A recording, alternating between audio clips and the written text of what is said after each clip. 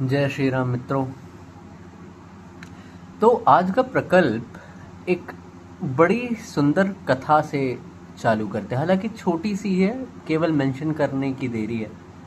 आप सब जानते होंगे ना, एक बहुत प्रचलित संदर्भ जो कि रामायण में आता है, जब वानर सेना को समुद्र तट पार करके लंका में जाना था और उसकी दूरी, अगर मैं गलत नहीं हूं तो 100 योजन बताई जाती है। तो 100 योजन पार करके जाना था, परंतु किसी में इतना साहस और पराक्रम नहीं था कि वो उस पार जा सके।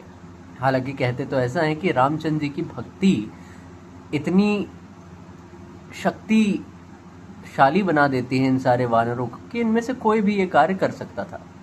परंतु फिर भी इनमें से जो सबसे ज्यादा अधिक बलशाली थे वो हनुमान जी थे। लेकिन हनुमान जी को भी एक मुश्किल का सामना करना पड़ रहा था, क्योंकि उनके अंदर वो शक्तियां थी तो, लेकिन उनको इस चीज पे भरोसा, या कि कहा जाए तो उनको वो चीजें याद ही नहीं थी कि उनके अंदर वो शक्ति थी। और उनको याद दिलाने का काम किसने किया, ये सबको पता होगा, रीछराज जामवंत जी ने।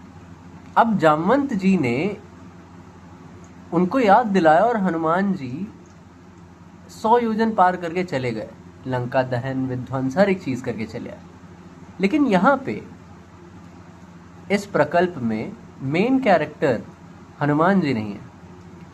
यहाँ के जो मेन कैरेक्टर हैं वो रीछराज जामवंत जी हैं। क्यों? क्योंकि सोचिए, अगर रीछराज वहां उन्हें न बताते कि तुम कौन हो, तुम्हारी शक्तियां क्या है, न प्रोत्साहित करते, न प्रेरित करते, तो क्या हनुमान जी वहां जा पाते? हो सकता है जा पाते, कोई और अल्टरनेटिव होता, लेकिन वहां वो चीज होनी क्यों जरूरी थी? क्योंकि वहां हमें एक बहुत जरूरी लेसन सिखाया गया है। हम न केवल और केवल स्टोरी पकड़ते, उसके गूढ़ रहस्य को नहीं पकड़ते।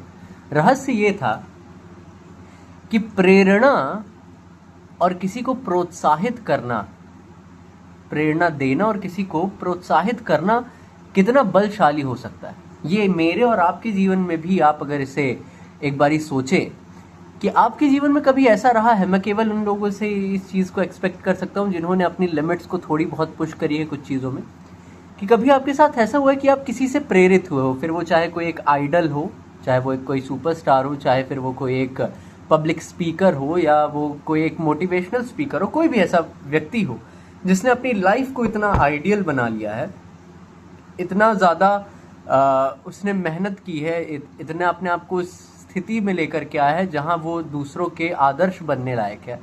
तो आप उससे प्रेरित हुए होंगे, है ना? और प्रेरित हुए होंगे तो आपके मन में भी एक उत्साह आया होगा कि हाँ यार, हम भी कर सकते हैं, है ना? एक प्रोत्साहना मिली होगी, और क्या पता उसी के मुख से मिली हो, या क्या पता आपके जीवन में कोई एक ऐसा व्यक्ति हुआ हो जिसने आपको, जब ऐसा लग रहा था कि यार नहीं हो पाएगा, क्या मैं बिना मतलब में ये चीजें कर रहा हूं, लेकिन उसने आपको प्रोत्साहित किया और उस कारण से आप अपनी लिमिट्स को पुश करते गए। आपका जो एक ध्येय था वो और ज्यादा पुष्ट होता गया, आप ज्यादा अच्छे तरीके से उस काम को करने लगे। यहां तक कि जब आप अपना केवल और केवल 100% दे रहे थे, जस्ट बिकॉज आपको वो पुश मिला, तो आप अपना 110%, 120% देने लग गए। जो आपकी कैपेबिलिटी आपको लगती थी उससे आपने ज्यादा किया। यही सेम चीज जामवंत जी और हनुमान जी के केस में थी। हनुमान जी के अंदर वो शक्तियां थी, रामचंद्र जी की कृपा जिस पे हो, ऐसा हो ही नहीं सकता कि वो कुछ नहीं कर सकता। वो तो अकेले रावण को भी मार सकते थे, लेकिन वहां पे वो होना आवश्यक था ताकि आपको ये सिखाया जाए और ये समझाया जाए कि प्रोत्साहन का बल कितना ज्यादा होता है। आप किसी को चीयर करो, आप किसी के साथ खड़े रहो, उसको ना प्रोत्साहना दो। इंग्लिश का शब्द मुझे अभी याद नहीं आ रहा है इसका, लेकिन अगर आप उसको ये सारी चीजें देते हो तो वो सच बता रहे हो। आप कभी किसी से कोई काम करा करके देखना, और उसको क्रिटिसाइज करने के बजाय, क्योंकि अगर वहां जामवंत जी ये कर देते कि अरे यार, तुम में इतनी शक्ति है, तुम कुछ करते ही नहीं हो, तुम ऐसे यहाँ पे फालतू में बैठे हो, है ना, तो उसका इफेक्ट कितना गलत होता। यही सेम चीज मैं एक बुक में भी पढ़ रहा था कि negative criticism and constructive criticism दोनों बहुत अलग चीज होती हैं। हम किसी की निंदा तो करें, लेकिन उसको बेहतर बनाने के लिए और बेहतर तरीके से। ये चीज हमें रामचरितमानस में भी देखने मिलती है कि जब शिव जी पार्वती जी को कुछ सही बताना चाहते थे, पार्वती जी की जब बात आती है, वो जब राम जी के बारे में दोबारा पूछती है, जब उनकी शादी हो जाती है शिव जी से, सती वाला संदर्भ जब निकल जाता है, तो शिव जी उनकी बड़ी तारीफ करते हैं कि आपने पार्वती क्या सुंदर बात पूछी है, आपने ये बात पूछी है जन कल्याण के लिए, इससे मेरा मन बहुत प्रसन्न हो गया है, और भी बहुत तारीफ करते हैं वो पार्वती जी की। लेकिन तारीफ करने के बाद वो एक छोटी सी चीज़ मेंशन करते हैं कि मुझे एक चीज़ फिर भी बड़ी बुरी लगी, और वो क्या चीज़ थी कि आपने पिछले जन्म में उनकी परीक्षा तो ली ही थी, लेकिन आपका संदेह था कि वो ब्रह्म नहीं है। ये चीज़ बहुत अनुचित है, क्योंकि जो परब्रह्म तत्व स्वयं है उन पे संदेह करना तो ये अपराध ही कंसिडर करते कई लोग, मैं भी करूँगा ही ठीक है। तो ये चीज़ उन्होंने कही वहाँ पे, लेकिन इसका परिणाम क्या हुआ? इससे जो माता थी, she was open to criticism, उन्हें बुरा नहीं लगा, वो समझी। क्यों? क्योंकि अगर आप किसी से कुछ काम कराना चाहते हो, मान लेते हैं आप किसी को 10 काम करने के लिए बोलते हो, 10 में से 8 या 7 काम अच्छे करता है, 3 बुरे करता है या नहीं करता है ढंग से, तो आप क्या करोगे? उसको उस 3 काम के लिए पहले क्रिटिसाइज करोगे कि यार एक काम भी ढंग से नहीं होता है, तुमको ये सारी चीज़ें तो ठीक की तुमने, लेकिन ये 3 क्यों खराब कर दिए। लेकिन यहीं अगर आप बोलोगे यार क्या गजब 7 काम किए तुमने, बहुत अच्छे तरीके से, आई डोंट थिंक सो तुमसे बेहतर कोई कर पाता है, इसीलिए मैंने तुमको चुना था। लेकिन एक छोटी सी चीज़ मैं मेंशन करना चाहूँगा, तुमने ये जो 3 और काम किए, चलो ठीक है, अच्छा किया है, थोड़ी बहुत गलतियाँ इसमें, लेकिन तुम इस तरीके से थोड़ा और बेहतर करोगे, और तुम करोगे तो मुझे बहुत अच्छा लगेगा, एंड अगर तुम्हें कोई मदद चाहिए हो तो बताना। नाउ यू सी कि कितना डिफरेंस आता है इस चीज़ में। तो यही सेम चीज़ जब जामवंत जी हनुमान जी को कहते हैं कि तुम्हारे अंदर शक्ति है, तुम अपने आप को पहचानो एंड ऑल, तो इससे उनको बल मिलता है और वो खुद में सुनिश्चित हो जाते हैं कि हाँ मैं कर सकता हूँ, और वो करते भी हैं। इसी प्रकार के आपको नहीं लगता है कि आपके भी जीवन में ऐसे बहुत से लोग हैं, चाहे फिर वो आपके भाई बहन हों, या कि आपके प्रियजन हो, जो कि आपके जीवन में आपके दोस्त हों, या कि आपकी पत्नी हो, या कि आप किसी से प्रेम करते हैं वो हो, उनको प्रोत्साहन की ज़रूरत है, क्योंकि वो भी जानते हैं वो कर लेंगे, लेकिन उनको प्रोत्साहन न मिलने के कारण उनका वो जो एक विल है, उनका अंदर जो एक वो चेष्टा है करने की, वो मरती जा रही है। और अगर आप उन्हें अच्छे तरीके से दिशा नहीं दे सकते तो अच्छे तरीके से प्रोत्साहित तो कर सकते हो, क्योंकि आज के ज़माने में लोग प्रोत्साहन के बिना ही दिशा देने लग जाते हैं कि देखो मैं कह रहा हूँ ये करो, मैं कह रहा हूँ वो करो। भाई क्यों करे वो? तुमने उसको कोई क्रेडिट नहीं दिया, उसको कोई कुछ अच्छा महसूस करने के लिए नहीं दिया, वो क्यों करे? तुम नो डाउट सही बता रहे होगे उसको करने के लिए, लेकिन तरीका, तुमको एक आर्ट ऑफ कम्युनिकेशन, ये चीज़ एक बुक में सबको सजेस्ट करता हूँ, it is how to win friends and influence people, उसमें बहुत अच्छे तरीके से लिखा है। तो आपको एक तरीका आना चाहिए कि आप कैसे सामने वाले से काम करवा सको, चाहे फिर वो आपके फ़ायदे का हो या उसके फ़ायदे का हो। वरना अगर अच्छी चीज़ भी बुरी तरीके से बताई जाए तो इंसान करने से कतराता है, नहीं करता है वो, ठीक है। और एक और चीज़, कल मैंने एक चीज़ लिखी इस संदर्भ में, एंड वो एक चक्र के बारे में था कि ये चक्र कैसे चलता है।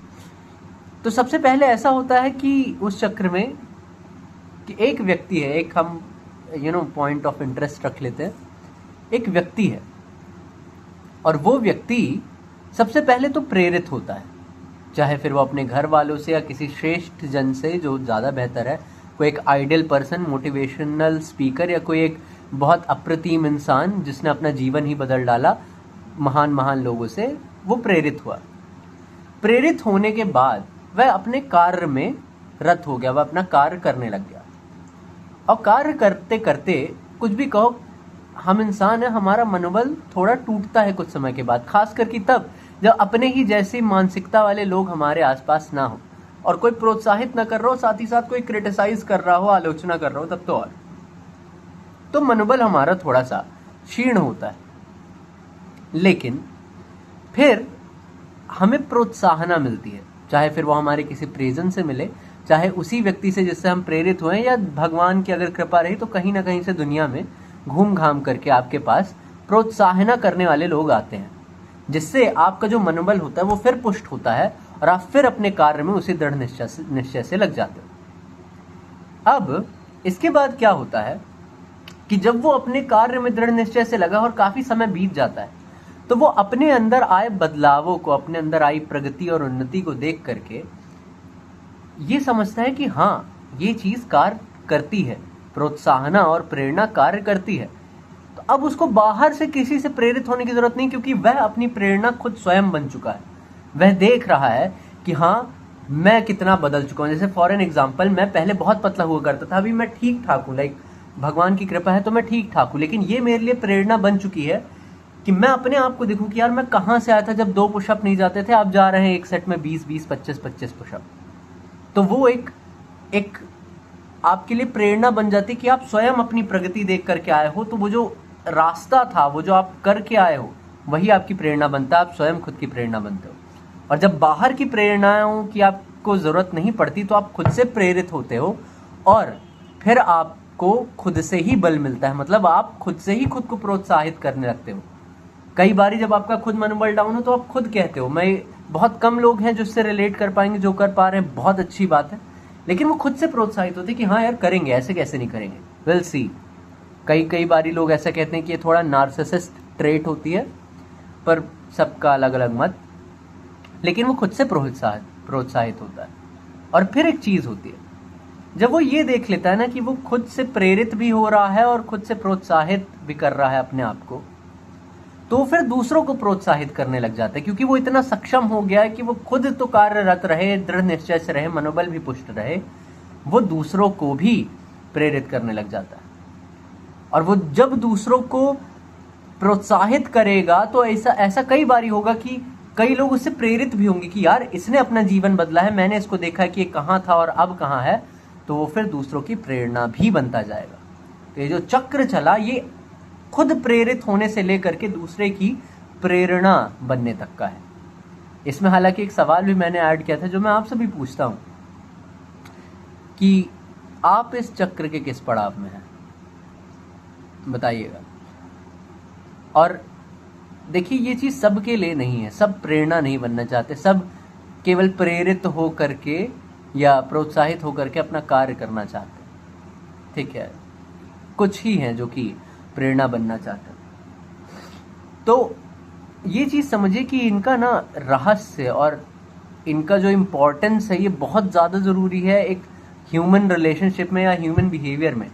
अगर आपके अंदर ना प्रेरित होने की काबिलियत है, ना ही आप दूसरों को प्रोत्साहित कर पा रहे हैं, ना खुद को प्रोत्साहित कर पा रहे हैं, तो ऐसा समझिए कि आपको कुछ बेहतर करना है। I am not gonna say कि आप में कुछ खराब है, नहीं है यार, सबके अंदर होता है, मेरे अंदर भी था, अभी भी है, क्या पता, लेकिन इससे आप बेहतर होंगे, ये चीज आप लिख करके ले लीजिए। और भी बहुत ऐसी चीजें, कई लोग, मुझे एक चीज से बड़ी दिक्कत आई, कई लोगों से मैंने बात की है बहुत ज्यादा ही, तो मुझे एक चीज जो सबके अंदर कॉमन देखने मिली, नॉट सबके अंदर लेकिन काफी लोगों के अंदर, और जिससे मुझे थोड़ी दिक्कत भी हुई, मैं उस चीज से कभी एग्री नहीं कर सकता, वो है उनका ये कथन कि यार I'm जस्ट लाइक दिस, यार मैं ऐसे ही हूं, क्या करूं। यार कुछ करो, क्योंकि वही जरूरी है। अगर आप अपने आप को ये मान लेते हो कि मैं ऐसे हूं, मैं क्या करूं, तो मतलब आप अपने आगे एक फुल स्टॉप लगा रहे हो कि इससे ज्यादा बेहतर मैं नहीं हो सकता। मनुष्य का जीवन ही बेहतर होने के लिए है, और आप अपने आगे एक फुल ब्लॉक, एक दीवार बनाए दे रहे हो कि हाँ यार अब इससे बेहतर तो हो नहीं सकता। मतलब आप पूरी पॉसिबिलिटी ही छोड़ दे रहे हो कि हाँ मैं बेहतर हो सकता हूँ। हर एक अच्छा व्यक्ति, जो चाहे जितना महान हो, वो हर एक चीज में बेहतर हो सकता है एक समय के बाद। उसके पास हर समय कुछ ना कुछ ऐसा है जिसपे वो बेहतर हो सकता है। आप भी हो सकते हो। तो इसलिए ये मत कहा करो कि यार मैं ऐसे ही हूं। नहीं, मनुष्य हो, बदल सकते हो, जानवर नहीं हो। जानवर भी कई इंस्टेंसेस में हमें देखने मिला कि बदलता है। तो आप तो फिर भी बुद्धिमान हो, आप बहुत ज्यादा कर्तव्य कर सकते हो, समझदार हो, आप तो कर सकते हो। तो इसीलिए अपने आप के अंदर अच्छे गुण लेकर के आओ, और उनमें से मेरे हिसाब से दूसरों के साथ ज़्यादा अच्छा व्यवहार करने के लिए और दूसरों के साथ चलने के लिए, इट्स नॉट लाइक कि ज़बरदस्ती चलो, लेकिन एक अच्छे टर्म्स में साथ चलने के लिए प्रोत्साहित करना, ये सबसे पहला है। और प्रेरणा बनना ये दूसरा है। प्रेरित होना भी अच्छा है, नो डाउट, ठीक है, लेकिन आप समझ रहे हो कि मैं किस चीज़ की ओर संकेत कर रहा हूँ। तो बस आज मुझे यही चीज़ रिकॉर्ड करनी थी, क्योंकि कल इसके बारे में मैंने सोचा एंड मुझे हनुमान जी और जामवंत जी के इस कन्वर्सेशन की याद आई, जो कि बहुत ज़्यादा सुंदर है। एंड आप भी कभी किसी के लिए जामवंत बन सकते हो, और आपके लिए कभी कोई जामवंत बन के आपकी शक्तियों को याद दिला सकता है, और आप हनुमान बन के लंका दहन कर सकते हो, है ना। बस इसी के साथ आज का प्रकल्प एंड करते हैं। जय श्री राम।